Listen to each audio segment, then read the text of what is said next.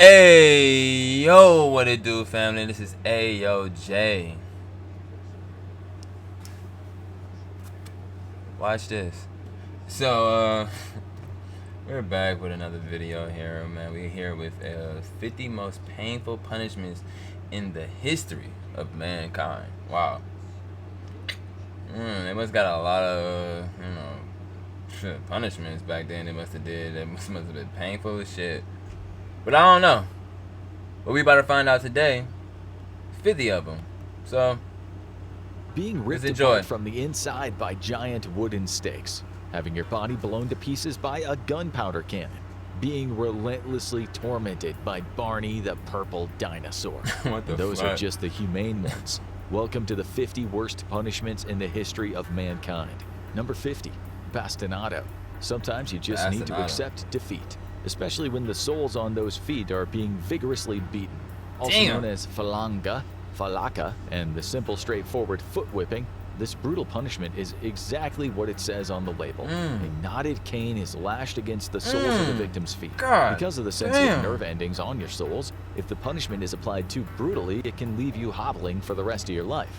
The punishment's been recorded in the US, Mexico, Nazi Germany, fascist in the US? colonial India, Cambodia, China, and many more.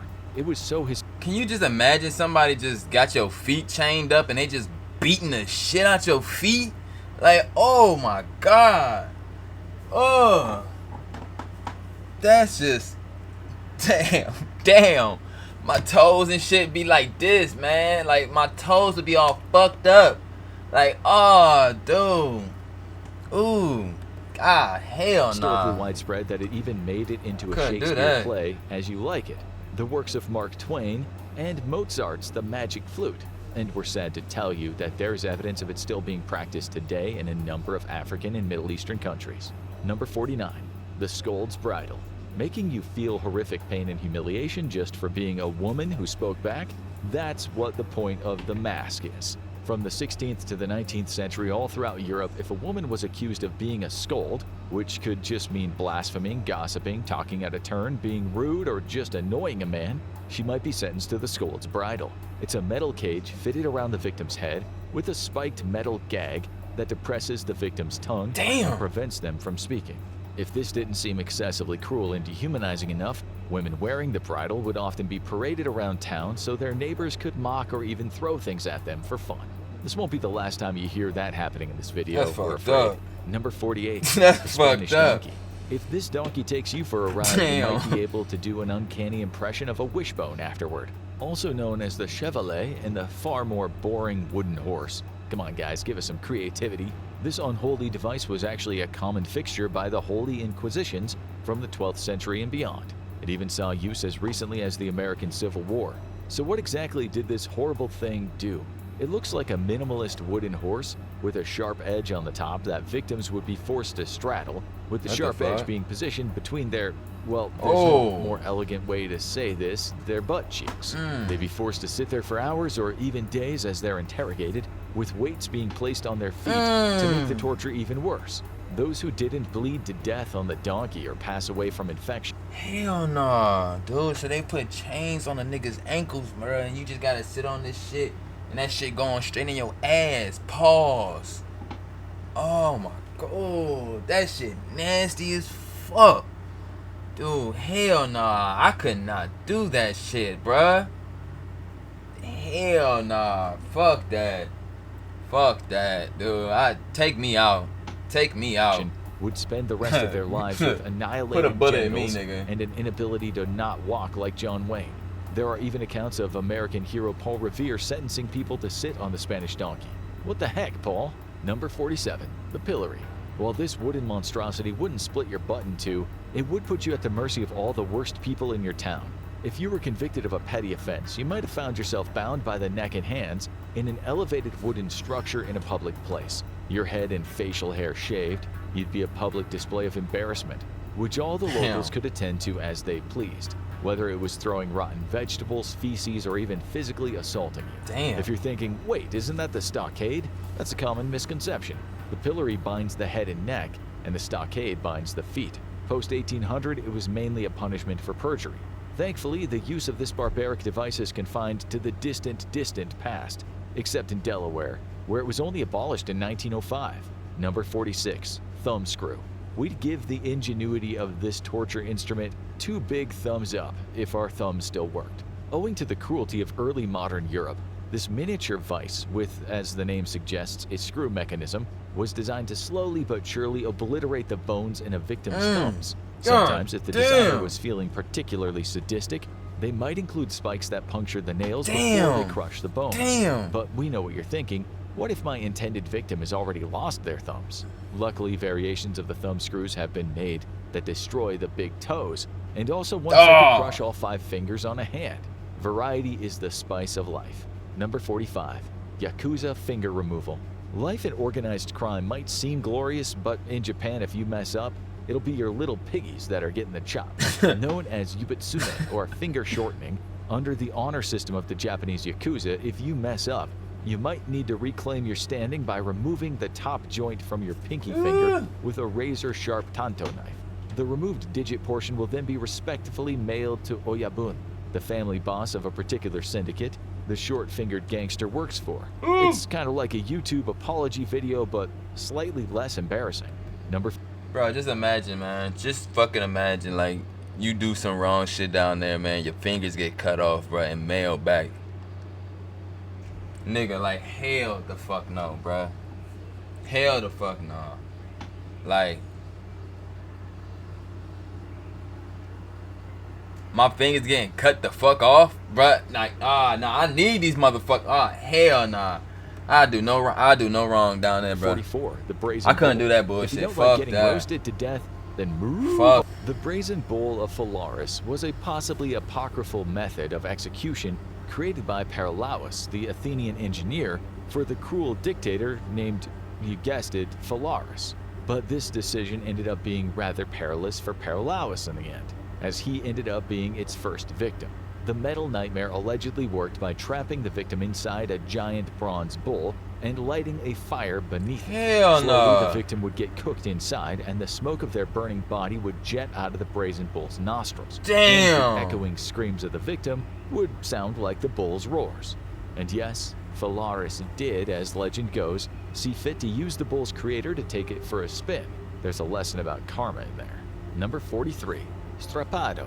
Nobody expects the Spanish Inquisition, but you can expect them to break your Nigga getting arms. cooked alive in Another that bull. infamous method of papal torture during the medieval era was the strapado, also known as the cords, which involved tying the victim's arms behind their back and hoisting them up into the air by their wrists on a winch. They'd either be suspended for long periods or dropped and hoisted again, slowly wrenching your shoulders out of their sockets. Damn. Number 42, the Judas cradle.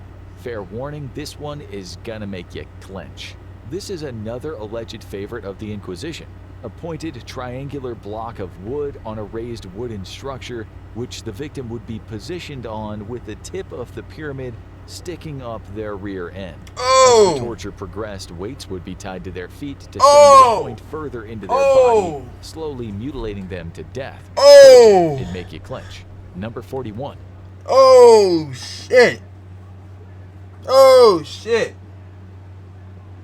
So this shit is pulling you down while the tip pause is in your ass.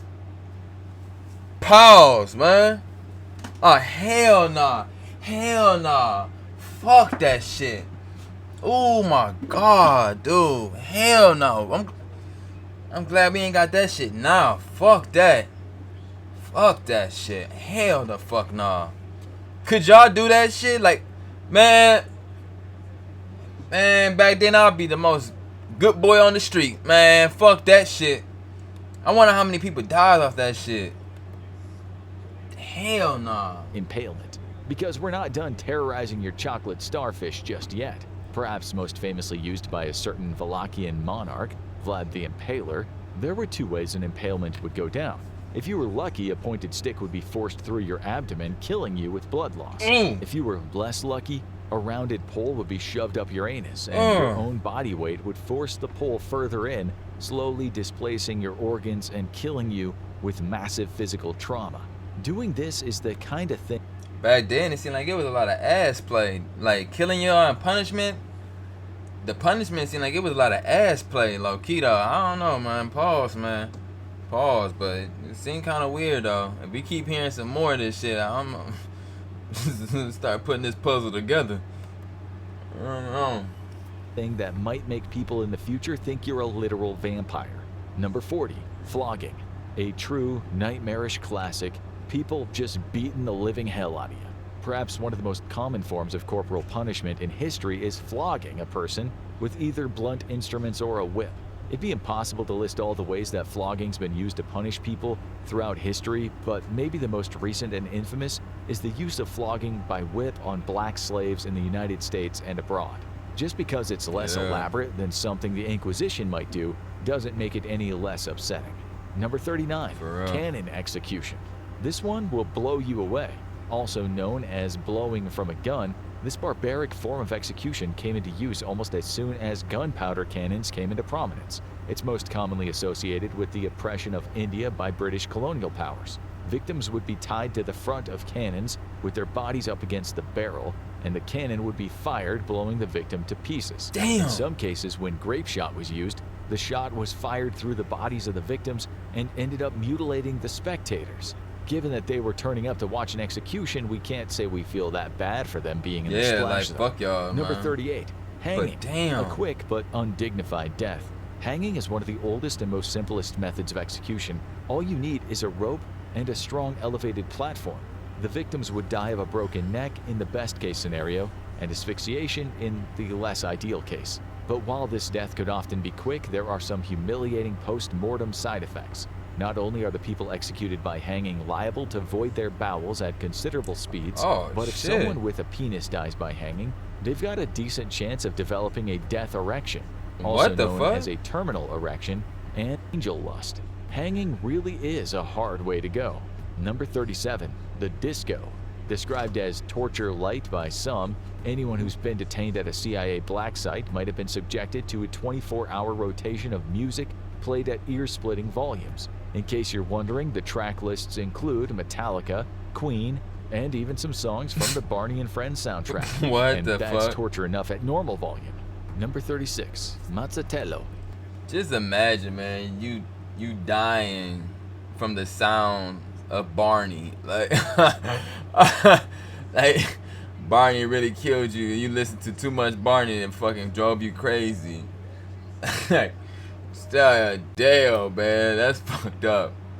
That's Another papal torture that treats its victims like cattle. Despite being so holier than thou, the church certainly had a huge number of ways to violently kill people who broke their laws, but few had the brutal simplicity of the Mazzatello. Victims would be bashed over the back of the head with a huge mallet. Damn. And if that didn't fully kill them, the executioner would pull out a knife and slit the victim's throat. What the Number 35, the guillotine. Giving a simple beheading a touch of class. Made famous during the French Reign of Terror, this machine, proposed first as a more humane alternative to other methods of capital punishment, has been used to quickly and efficiently lop off the heads of thousands of prisoners during mass execution events. That is, if the blade is kept sharp. When the guillotine executions fail, the result is really, really messy. Number 34, scaphism. Put down the sandwich, buddy, because this one is beyond disgusting. While we hope this one isn't real, it's believed to be the fate of the boastful soldier Mithridates in ancient Persia. For killing the rebellious brother of the king and then bragging about it, he was sentenced to die by scaphism, also known as the boats. He was force-fed milk and honey until he experienced severe diarrhea. Then, smothered in the milk and honey concoction, he was trapped between two boats and pushed out to the water, where flies and vermin began to eat him over the course of days. Every so often, he'd be brought back and treated, then force-fed more milk and honey, so his suffering could go on for even longer. The moral of the story? Don't irritate an ancient Persian king. God damn. Number 33, lethal injection. This is a more modern method of execution, but that doesn't mean it isn't horrifying. People executed by lethal injection have a deadly chemical concoction pumped into their veins by a group of doctors. Wait, no, sorry. Doctors aren't actually allowed to take part in these executions due to the rules in the Hippocratic Oath. As such, the execution technicians are not highly trained medical professionals. Because of this, some botched lethal injections have resulted in horrifically painful deaths. Number 3. So these niggas, you just get some niggas that don't know how to put a fucking needle in me. This nigga could fucking put a needle in your eye, your nose, your mouth. This nigga could put a needle anywhere on you, and this nigga is not qualified to do this bullshit.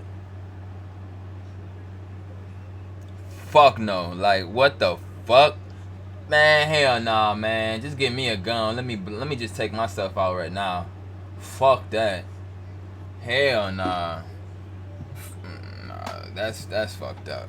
That's 32. Hell no. Immurement. Fans of Edgar Allan Poe will love this one. You've heard the term lock 'em up and throw away the key, but a step further is when you don't need a key at all, because immurement is the process of breaking up a victim inside a cell with no doors and no windows, a punishment where, in some situations, the victim might live for years before eventually expiring.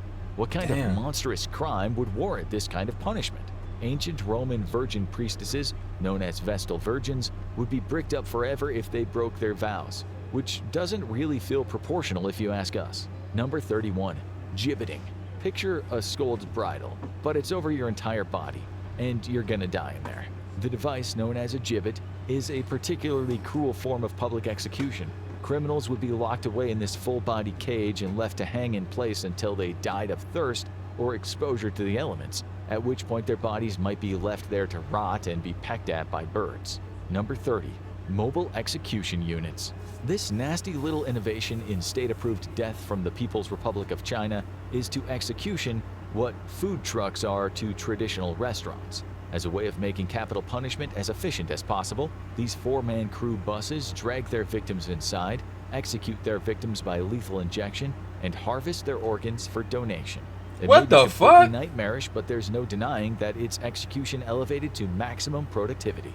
Number 29. Hell no. Loyalty in South and Southeast Asia, though particularly ancient India, killing your most reviled criminals with an elephant from your menagerie was a classier way to execute. And if you think it'd be quick and painless, we're sorry to disappoint you. Trained to carry out their master's commands, these elephants could kill their victims as fast or as slow as they desired. Whether it's a quick stomp to the head or being crushed limb by limb, execution by an elephant is an extremely unpleasant way to go. Number 28. Crucifixion. A method of execution so iconic it's become the symbol for one of the world's most popular religions. Crucifixion is a barbaric form of execution that involves nailing a convicted criminal to a cross by their hands and feet.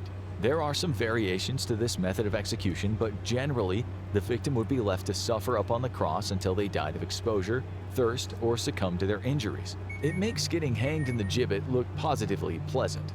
Number 27. The breaking wheel. It turns out the cross isn't the worst piece of wood you could be attached to. This antiquated European method of execution entailed tying a victim to a large wooden wheel, and over a number of hours, the theatrical executioner would either meticulously break or dismember the victim limb by limb for a wild crowd. In the end, if the victim didn't succumb to their injuries, the executioner would deliver a coup de grace, chopping off the victim's head. But before you get too high and mighty about the people watching these back then, remember the video you're watching right now. Number 26. Waist chop.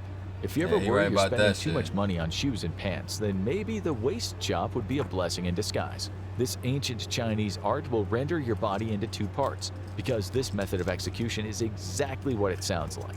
The executioner would bind the victim to a table and then use a huge blade to cut the victim in half at the waist. While this method of execution hasn't endured to the modern day, the idea of something being chopped at the waist has still endured as a popular phrase in China, often used to refer to a TV show being canceled. A similar equivalent in Japan is Ikaido, which translates to living torso, where a pair of men with katanas would slice their victims at the torso and neck, slicing them in two. This wasn't always a method of execution, too. Sometimes it was used to test the sharpness of new swords. Two birds, one slash. Number 2. So these niggas just slicing me up just to see if their blade is sharp enough? And what type of bullshit is that? What type of bullshit is that? You just slicing me up like a motherfucking cake, nigga? Just to see if your blade is sharp enough on some boring shit? Yeah, man. Fuck that. Fuck that. 25. Tunica molesta. It's Latin for annoying shirt, which is darkly funny given that this ancient execution method won't annoy you, it'll kill you in a pretty agonizing fashion. The tunic would be woven with pitch and then set on fire, immolating the wearer. Historians can't agree on who exactly used the tunica molesta, but if it's true that the infamous Roman Emperor Nero was behind it, we couldn't deny that it would certainly track with everything else we know about that guy. Number 24. Death by sawing. This is not only one of the most painful ways to die, it specifically is designed to make sure that you stay awake to experience the whole thing. There are a few different variations of death by sawing, but in the most infamous, the victim is tied upside down by the ankles. Then a large two-person hacksaw is placed against the taint of the victim. And then they're manually sawed in half from taint to head, slicing them in two evenly segmented pieces. And because the victim is upside down, the blood rushes to their head and they'll remain conscious for the whole experience. After all, why would you want to miss a second of yourself being sawn in half lengthwise? Number 23. Live burial. It's one of your worst nightmares realized. But if you irritated certain pre-German tribes or Chinese Emperor Qin Shi Huang, you might find yourself beneath the earth, waiting to die of suffocation.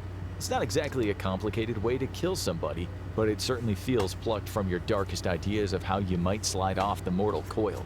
But on the upside, once you do die, they at least don't need to bury you. We like to look on the bright side here at the Infographic Show. Number 22. Necklacing. Normally, oppressive governments use torture and execution against the people. This time, it was the other way around. Apartheid in South Africa was a brutal system that kept black people as second-class citizens, and any attempts to fight back were swiftly beaten down. Some members of the resistance movement adopted necklacing, the practice of filling a tire with gasoline and hanging it around a victim's neck, then setting it alight, as a way of ensuring other black people didn't turn their back on the movement. It's a horrible way to die, and one of the most recent methods of horrific punishment on the list. Number 20. That's fucked up. I didn't even know that shit. Like, dead ass, I ain't never heard of that shit before. I know that black people, like, back in the day, like, we was slaves, like, we used to get whipped and all that stuff. Like, it was a lot of torture from black people, hangings and all that stuff. I read a lot of stuff like that, what they used to do to black people back in the day, but I never knew they did that. That shit is crazy. That shit is fucking crazy, man. 1. Marooning. If you're a pirate who's just tried and failed to commit mutiny against your captain, you might find yourself left to die on a desert island while you reflect on the terrible things you've done. This is the process of marooning. And unless you feel ready to pull a Captain Jack Sparrow and find a secret rum cache or rope 2 sea turtles together with hair from your back, your body is likely going to be found rotting on the island when your captain comes back to maroon the next sorry sap who tried to mutiny him. Number 20. Ling Chi. Also known as slow slicing, the lingering death, and most infamously the death of 1,000 cuts, this is China's most iconic method of execution. Acting as a kind of lacerative Chinese counterpart to the breaking wheel, a person convicted of a particularly nasty crime, such as treason, will be tied up and expertly murdered cut by cut at the hand of an expert executioner. While a lot of victims wouldn't literally survive 1,000 cuts, they would be severely mutilated before they eventually died. And like many forms of early execution, it was often made a public spectacle. Number 19. Keel hauling. Another nautical nightmare. If you committed a terrible crime at sea, your fellow sailors might tie you up and throw you over the side of the ship. You'd then be dragged beneath the keel, scraping you along the barnacles embedded in the bottom of the ship. If you were lucky and you fell a little deeper, you might not be scraped against the barnacles, but you would almost definitely drown. Whether you'd rather be keel-hauled or marooned is between you and your captain. Number 18. Hanging, drawing, and quartering. It was one of the most iconic and elaborate methods of execution of all time, most famously used against Guy Fawkes and hundreds if not thousands of others. So beyond the obvious, how does it actually work? It starts with the drawing, where a victim is tied to a horse and dragged publicly to the place of execution. Then there's the hanging. But the hanging isn't fatal, it's done to the moment of almost death. But the executioners want the victims to be alive for the next part. The victims would then have their genitals cut off, be disemboweled, have their head cut off, and then be cut into 4 pieces. If you were hanged, drawn, and quartered in England, your severed head would be mounted on a spike on London Bridge to serve as a deterrent for other criminals. Number 17. Gas chambers. This method of execution has been used by a variety of countries, including the United States, but its most infamous usage was by the Nazis during the Second World War, where gas chambers were a key component of the genocidal mass murders committed against Jewish people and other persecuted minorities in their concentration camps. The intention of gas chambers is either to poison or asphyxiate the victim to death within an airtight room. Carbon monoxide and hydrogen cyanide are common agents, but in the case of the Nazi gas chambers, the more specific method of murder was the cyanide-based pesticide Zyklon B. Number 16, flaying. That's just a fancy way of saying skinned alive. God, there's been a long tradition of flaying as a punishment in various countries, but the true art of flaying is trying to keep as much of the skin intact as possible as it's being peeled off. The executioner will also endeavor to keep the victim alive until all the skin is fully removed. According to dermatologist Ernst J. Jung, the actual causes of death for a person who's been skinned alive are shock, blood loss, This shit fucking with me. God damn, this shit is a cringe moment, man. We should have did the most cringing moments. God damn. 10 more minutes to go. Thermia. We can get through it, y'all. Personally, we think we'd die of the other kind of shock this happened. Number 15. Electric chair. The horror at the far end of the Green Mile. This method of fiery electrical death was invented by a dentist in 1881 and has been one of the most enduring and iconic methods of American execution. It works by passing a powerful electric shock through the body of the victim, causing cardiac arrest. However, it isn't always that simple. Part of the reason the electric chair has been largely outmoded is that when the executions go wrong, the deaths have been slow, grueling, and incredibly upsetting to watch. Number 14. Death flights. Most sane people don't like flying, but even then they're not being thrown out of the plane to their deaths. It's been employed by a number of vicious dictators, including Augusto Pinochet of Chile and Jorge Rafael Videla of Argentina. And it's an incredibly effective way to send a message by taking your political enemies on a plane or a helicopter ride and showing them that flying is really just falling with style. Number 13. Colombian necktie. Imagine a really irritated cartel sicario holding a dagger up to your throat. You might be about to experience one of the most infamous punishments that South American drug cartels have been known to deal out to people who have wronged them. In essence, to perform a Colombian necktie, the killer would slash the victim's throat and pull their wriggling tongue out of the hole in the neck, letting it dangle down from the throat like a flesh necktie. Incidentally, drug cartels are the ones keeping some of the more archaic forms of punishment alive today. Along with a myriad of other nasty things, drug cartels still regularly practice decapitation, flaying, and emasculation. Talk about embracing tradition. Number 12. Stoning. This Abrahamic method of execution still sadly endures in some places today.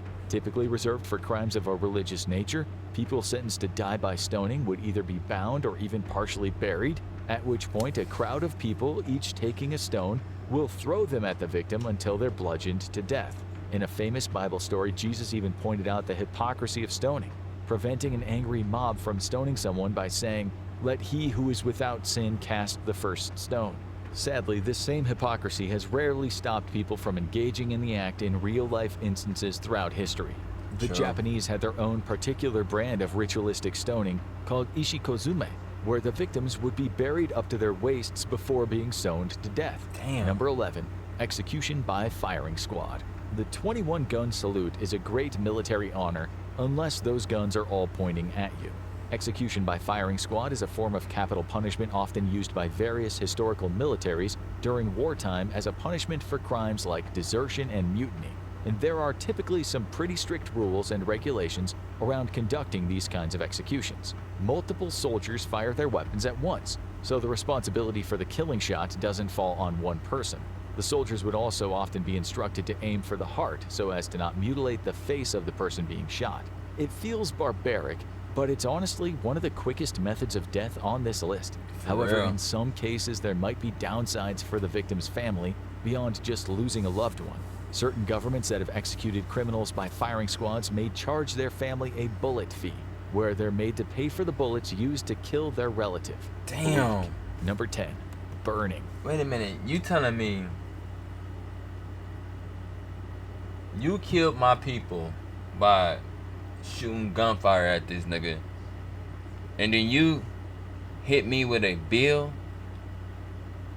on the bullets that you used to kill my people or whatever. Fuck out of here. Oh, that's highway robbery. Damn. That's the most fucked up on the list. You kill this person that I know and you find me bullet money, bullet fare. You might as well just hang me up there too, Jack. Ain't nobody about to pay that motherfucker. Fuck that. Humans have been doing this one basically since they discovered fire. Whether tied to a stake or bound to a pyre, it's always been relatively easy to burn someone alive. However, this punishment has often taken on a strangely gendered quality, as the punishment of burning has often been turned against women in particular. In the most infamous historical example, there's witch burning, where women accused of witchcraft have been tied up and set on fire. The pain is said to be the worst at the start of the process because after a certain point the fire destroys the sensory nerves in the skin. In Southeast Asia, there's even the particularly grim topic of bride burning, a form of dowry murder where husbands will set their wives alight in order to punish her and her family for not paying a big enough marriage dowry. Yikes. Number 9. Boiling alive. Burning is bad, but this is worse. Yes, it's exactly what it sounds like. People would be lowered into a large cauldron full of boiling water with a hook and a pulley system. Boiling someone alive takes a lot longer to kill them than burning. Plus the rather humiliating element of being reduced to broth once the execution is done. Damn! Racking. Ever wished you could be taller, with longer arms and longer legs? The rack can make this possible at the cost of not being able to walk. Racks are large wooden tables fitted with shackles and either ropes or chains which are bound to the victim's wrists and ankles. As the torture progresses, the torturer turns a crank, painfully stretching out the limbs and eventually dislocating the joints. It's one of the quintessential medieval torture instruments that you've probably seen in at least one piece of media. Number 7, waterboarding. While this method of torture has been used for an incredibly long time, the most infamous uses were in the War on Terror during the 2000s. This torture's widespread use is largely owed to its brutal simplicity. All you need is a source of water and a piece of cloth. The cloth is placed over the victim's face and the water is poured into the cloth, simulating the sensation of drowning. The victim will also often have a black hood placed over their head, so they don't know when to expect the water and thus will be taken off guard by the water. Even hardened CIA agents can barely tolerate it for more than a couple of minutes. Of course, drowning of the more traditional variety has also been a common form of both torture and execution. All you need is a source of water for this one. You don't even need the cloth. Number 6, mock execution. You don't always need to kill someone to torment them. Sometimes it's just enough to make them think they're gonna die. In order to psychologically torture victims, a number of oppressive regimes have made captives believe they're going to die before pulling the A man is dead, and you can talk to us, or the police were a lot nicer. the rug out from under them at the last minute. One common method of mock execution is having a victim blindfolded with a gun pressed up against their head, or firing a gun just off to the side of the victim's head. It's another form of torture that entered the zeitgeist following reports of its usage against detainees of the US military during the War on Terror. Number 5, rat torture. Game of Thrones fans will be familiar with this nasty look. Okay. Alright, man, let me tell y'all something. This is one thing about me. One thing I do not like is rats. I hate rats, mice. I hate them, bro. Like I'm like an elephant when I see them motherfuckers come around me, bro. Like literally. My bad, y'all. I'm gonna turn my phone off in the next couple of minutes. But I hate rats, bro. I hate them. I hate them like a motherfucker. Oh my god, man. I'm like that, like an elephant. I can't. I'm gone. Can't deal with them motherfuckers. Never will. Little number. Most common in the Middle Never Ages. will, This man. torture Never involved will trapping ever a rat in a deal with box them or a motherfuckers. bucket up against the body of a victim. A source of heat would be placed up against the bottom of the containment unit, which caused the rat to begin to panic and try to escape the heat, which it does by clawing and chewing its way through the victim. While the Middle Ages gave us that one, it didn't end there. Multiple reports from the 1960s through the 1990s indicate that a number of South American dictators in countries like Chile and Argentina were still more than happy to use it on their prisoners. Number 4, the blood eagle. While evidence is pretty thin that this horrific nightmare ever existed outside of Norse legends, it existed in the nightmares of history fans for a long time. According to the legends, this Viking method of torture involves tying someone up to a tree with their belly up against the trunk.